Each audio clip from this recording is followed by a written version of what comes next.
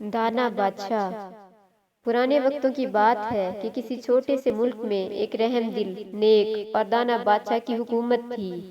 وہ اپنی رعایا سے بے حد محبت کرتا تھا اور ان کی مدد کر کے اسے دلی سکون ملتا تھا۔ وہ اکثر بھیس بدل کر لوگوں میں گھل مل جاتا اور ان کی خبر گیری کرتا۔ وہ سوچتا کہ کیسے اپنی رعایا کے معاشی حالات کو بہتر بنائے۔ ایک دن اسے ایک ترکیب سوجھی۔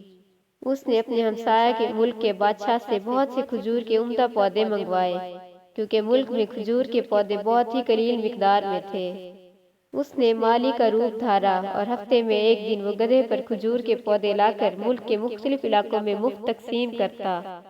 وہ عام لوگوں کو کھجور کی اہمیت اور فوائد سے آگاہ کر کے لوگوں کو کھجور کے باغات لگانے کی ترغیب دیتا تاکہ وہ اس سے روزی کما سکیں۔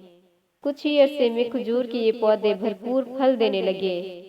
ایک وقت ایسا آیا کہ دوسرے ممالک کے تاجر اس نایاب اور اچھی قسم کی کھجوروں کو اپنے ممالک کے لیے اچھے داموں خریدنے پر مجبور ہو گئے۔